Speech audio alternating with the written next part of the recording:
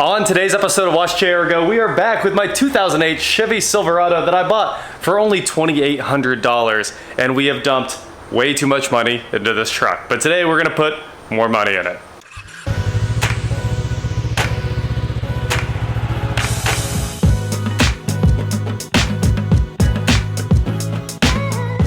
What is going on, guys? I am Watch Chair Go, and today, like I said, we're here with my 2008 Chevy Silverado 1500 I bought for only $2,800 because the transmission was failing. And in the last episode about the truck, we swapped out the transmission, and in this episode, we're gonna fix the fender. Kind of fun to actually punch a fender now. People are asking me to give this away. I'm not entirely sure if those people understand how big this fender is. This fender is like half the truck. So that's it right there. That is my new fender that we picked up in the last 2 episodes ago, I think. The one right before we did the transmission.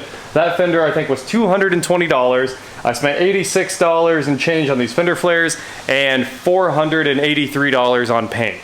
So I have, well, you know what, add all that up, almost $1,000 in body parts and paint on this truck. And I did hold up these fender flares. The match looks incredible. I think Jason knocked it out of the park at Ultra Color, so I'm very happy about that. And today, we're going to disassemble the whole truck and swap in the fender. So, this is huge. You actually have to unbolt part of the hood, prop the hood up, take the grille out, take the headlights out, probably pull that bumper cap down there, and then unbolt everything around here, and then take out the wheel well liner. Might even have to take the wheel off and see where we're at that point. So most of this thing is coming apart. Jason told me the battery and the computer has to come out as well. So this is not a simple job. It's not a quick swap fender. It is a ton of work, but it actually seems like it might be some of that therapeutic work. Let's get to it. First things first, let's get the hood open and then undo all of that stuff we just did to put the headlights in this truck. This is absolutely no joke. So we're gonna take off that fastener, that one, and then there's the one that actually holds on the spring that's holding up the hood down there. The fuse box looks like it has to come out. This battery tray comes out. The computer's mounted on the battery tray. Headlight. I mean, there's just tons and tons of bolts that have to get pulled off of this thing. Most are 10s. Man, most are 10s, but there's some 13s in there as well. Let's just get to work and start pulling out these bolts as fast as we can. A little excited, I picked this up at O'Reilly's the other day. I've got tons and tons of trim tools. As you can see, I've got all the Lyle ones, the Lyle seal pullers, all the trim tools in there. This was made just for these guys, and I think it might work even better than those screwdriver based ones. Look at that. So one end pops the center and the other end slides under and pops the clip. These things just got easier than ever. And also I have all the rest of these that I pulled out before in the truck. So they'll all go back when we're putting this thing back together. So it's gonna be perfect, but I'm pretty excited to try out my new tool here. That works way better than anything else. I have about 1 million of these Harbor Freight ones. There's more of them in other places too. These are always garbage. You can see that one's broke, that one's bent, this one's bent, that one's bent. Always junk. So I'm pretty excited about this metal one that will probably never break.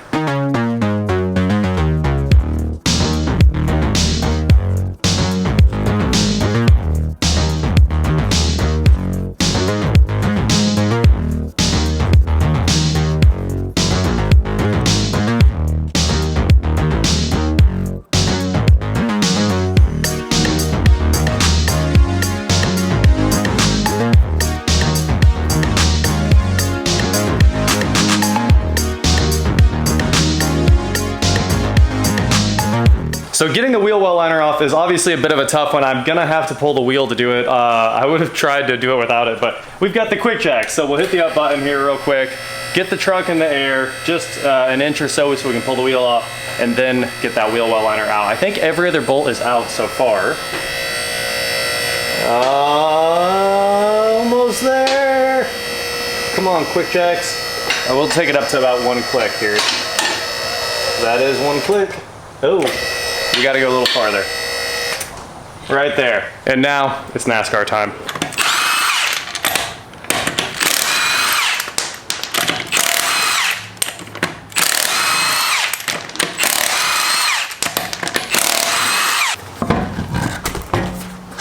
A few seconds later and we have unlimited room to work in now. I actually don't think I have to pull all of it, but I might anyway. Obviously only these fasteners here are holding the fender, but the fender does come all the way back down here. So the mud flap's gotta go, and all of this has to go. So many fasteners inside there. Now we just switch back to the little impact. These are 7s, and there's some plastic fasteners, and we should have this out. A few seconds later, the wheel well liner is loose, I think. I still have all the wires hooked up to it there, but hey, at least it's down. Now I can take the little trim tool, pop all those clips off the wires, and let's see. There we go. Now it's basically free. Get off the suspension there. And if you guys want to see something fun, every single one of these trucks in the world with fender flares, first, they're all rusted out. There's not like one in the world that doesn't have rust on it. And this is what every one of those things with mud flaps looks like. The rock guards, they all just destroy the paint there because all the trash from the road gets stuck underneath them and there's no way to ever get it out. So that rust there and those rust there, all the dirt gets underneath there and makes water sit in them. So these are just normal issues with these things. The wheel well liner is out, as you can see, straight into the engine there. And if you look right in here, there's 2 more 13s that you have to pull out from the very inside of the fender. And then 2 more 13s in the door itself right here. So let's get this one. Moment of truth. Did I get all 100 bolts out? What's funny is this has way more bolts in it than the transmission does. Way worse than the transmission. I think there might be one more bolt right here. It's just kind of tough to tell. Ah, there's one on the very bottom of the fender that's a 13. That might have been the one I missed right here. So let's see if that solves our problem. Okay. Hey! Ooh, there's actually one more. I think I have all the secret fasteners off of the fender now, so let's see. This hood hinge is kind of holding me up here. Just kidding, there's one more secret fastener. The hood itself has to be detached with the tin on the hinge. So even though you think you have all these bolts that are supporting the hood off, there's a tin inside there and you'll need a ratchet wrench to get that out. And it should be very easy to do. Truly the last bolt, let's get it. Whoa, that hood is mobile. Very, very mobile. Okay, and the fender's off. The hood is mobile because we have succeeded, I think. Don't hit the door.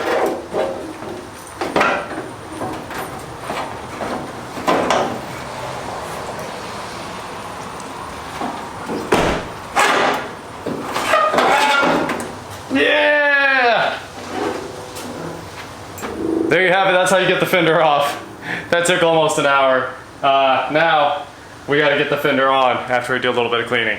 That was a lot of work, actually. It seemed like it was gonna be a super straightforward job, but it's a very time-consuming job. Once you get all these wires off of the inner fender and all that fun stuff, or the wheel well liner, and then you just bolts and bolts and bolts. There's way more bolts than are in the transmission job in this fender. And then aligning it may be even more fun. So let's start getting this thing back on. But first I want to show you one more time just how big this is.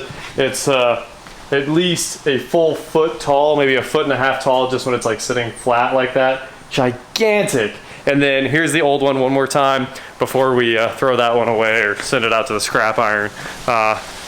Definitely going to the scrap iron, but that thing is huge and very, very bad. You can kind of see everything about it now. Oh man, I probably have to move all these clips and all that fun stuff there. So I'm gonna get out here with the screwdriver and start moving around all those clips, putting them all on the new one, and then let's get the new one hung. Once the new one is sitting on there, it's dinner time because this is gonna be a long job getting it all buttoned back up.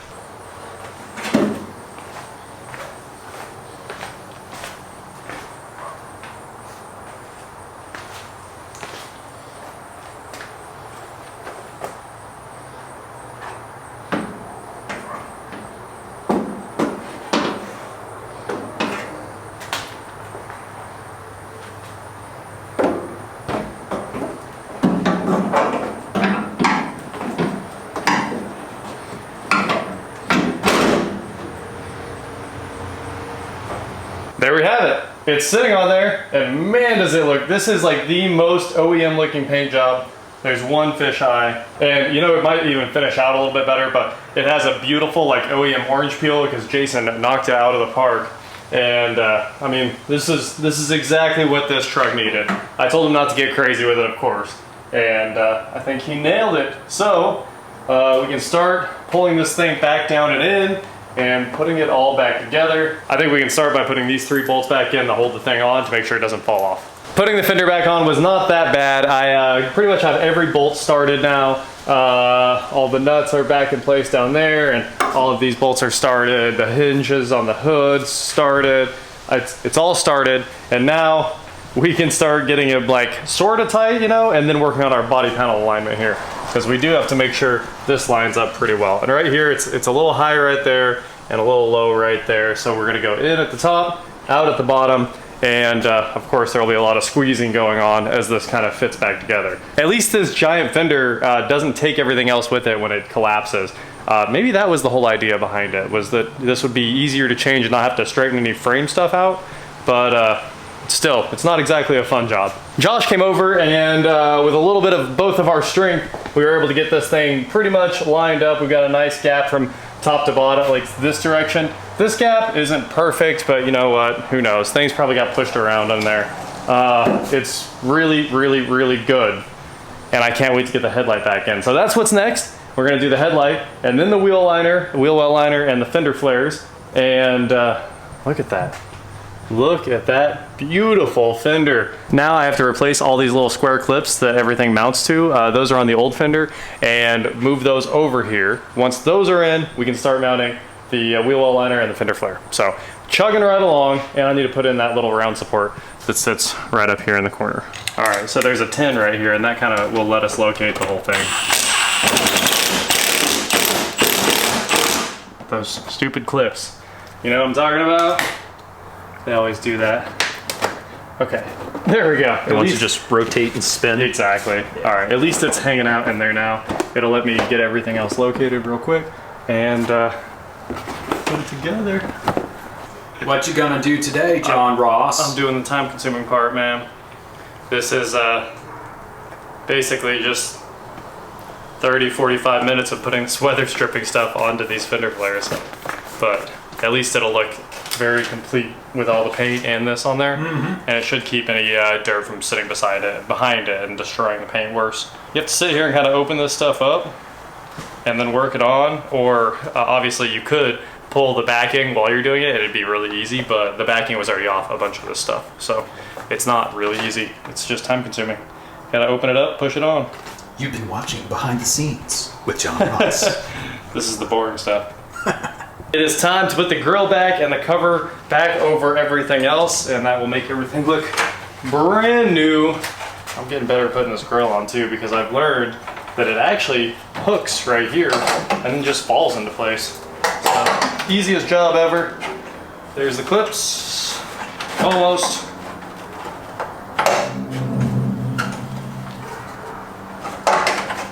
There it goes. I think your screwdriver's feeling left out there. Put in the 410s that hold everything on. We'll go ahead and start those real quick. Put the top piece on, and I can actually close the hood.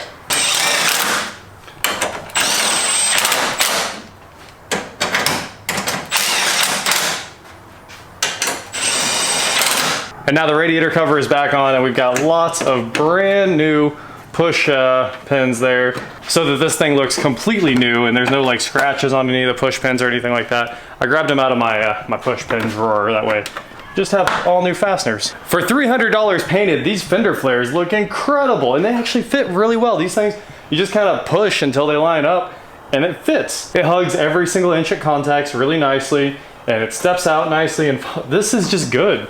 Very dirty now from me touching it with my dirty hands, but man, that looks good. Now it's time to lift the truck back up and get this wheel on and see what it looks like completed. I'm super pumped about this. It turns out installing these fender flares without drilling any holes is really complicated. So what you have to do is wrap the fender in that thing, which makes the fender thicker, and then you put this double-sided, this S-clip on there, and then you can put a screw in the S-clip that holds in the... So, let's see. We don't stick it though, because you only get one. I'm not going to stick it. Just like that, right? Yeah. And then... I was like, we only have one shot. Do not miss this chance to blow. Never miss it, you know. Mom's spaghetti, vomit on a sweater already. You too? Yeah, yep. And then... I don't even know what those ones are for. I think the short ones go in there. Yeah, those ones. No, the short ones there. Sorry. Wait, what's your? Yeah, because I have all the other ones accounted for that go in. So the front ones, of course, look amazing. Those ones killed it. I love the way those look. Back here, there's only 2 holes pre-drilled from the factory. Those holes are right there, and I already put clips in. And then these other clips go like right there, and right there, and right there, and right there. So yeah, and you got to wrap the thing. Yeah. taken like that. Yeah, and I guess it kind of fits like that. I mean, it kind of does. Yeah, it's not great. Really, these should just be like actually drilled in to be properly mounted, you know? So you're thinking like self-tapping screws? Black self-tapping screws are the actual fix for that. I agree. Yeah, 100%. Yeah. That's what, I mean, I took out wood screws, so black self-tappers would be an upgrade, that's for sure.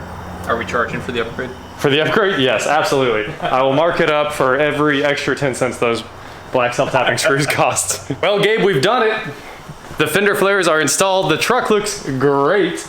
Look at that. It looks like a brand new truck with those nice fender flares on there. Everything looks great at night.